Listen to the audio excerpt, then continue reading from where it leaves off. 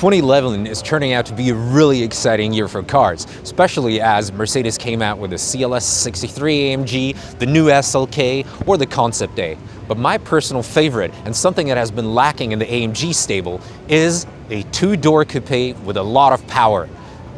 And the newest version, the C63 Coupe. My personal favorite, I think. This baby is a real killer, and I think the competition is going to dread it. But this car is not just sporty. I mean, look at it. It's really, really pretty. Everything seems to be in the right place and the way it should be. And this is what I would have expected from a two-door coupe. C-Class coupe, well done. Everything around the C63 coupe signals raw power and that it's a different car from the standard model. I mean, look at these black rims. With the red calipers and the big discs, you can already see this is made for high speed and for extreme deceleration.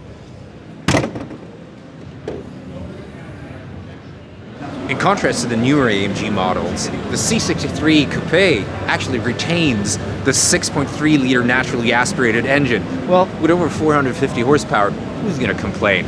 It is the most popular AMG engine ever.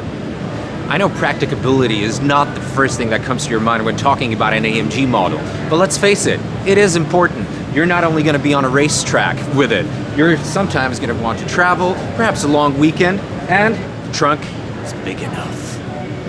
Sitting here in the cockpit, there are no real huge surprises, but why should there be? Because the new design line on the interior, in the CLS, the SLK, the E-Class, it's magnificent, so there is no need to change anything big. There are, of course, a couple of things that give this away as an AMG model. For example, the 6.3 V8 sign and the AMG logo. And who wouldn't want to get a grip on this Alcantara-clad AMG steering wheel? I hope it is as direct as it feels. Admittedly, the back seat is definitely not my favorite place in a car, but here in the C-Class Coupe, if I would have to take the rear seat, I wouldn't complain too much, at least, because it's very comfortable. I got ample space, so yeah, very usable car. I'm gonna make a safe bet with you. My prediction is, namely, that there are two distinct angles from which you will be able to see this car. First of all, from front, when it appears in your rear view mirror, and the second look is from the back, when this car has overtaken you. Of course, it won't be a long view, but you gotta enjoy this beautiful derriere. I mean, look at it. So Greg, tell me, what's new about the E63 and why is it better? Why is it better? Indeed, Model Year 12 E63 AMG is the beneficiary first and foremost of our new 5.5-litre bi-turbo V8 engine, replacing the 6.3-litre naturally aspirated engine that came before it. So the 5.5 bi-turbo debuted in the S and the CL last year. Now it makes its move to the E63. Now, why replace it? Why replace it from the 6.3, which is an outstanding engine? And the most popular one you had in history, right? Absolutely, and also the engine that we still have in the C63 Coupe that we saw this morning.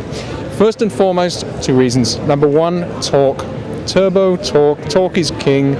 Offers up to 590 pound-feet of torque in the E63. If you compare that to the 465 pound-feet of torque that came before it, significantly more torque, which is better for a bigger car, which is slightly heavier, of course, than the C63, more nimble, more agile.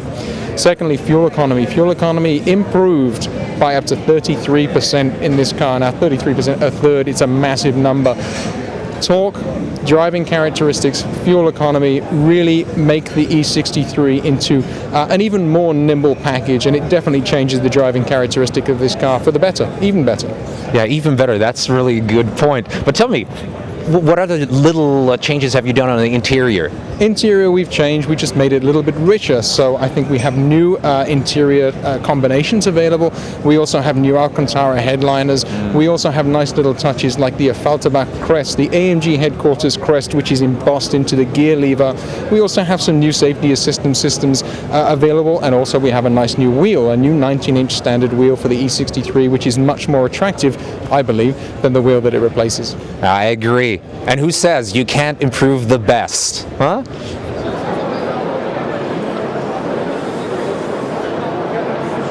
After all the highlights here in New York, I feel it's a little bit of a time to get back to the racetrack. And what's better than the season start of the DTM, where Mercedes was extremely successful last year. Will the success keep up? Well, let's have a closer look at the start, and maybe we'll know a little bit more.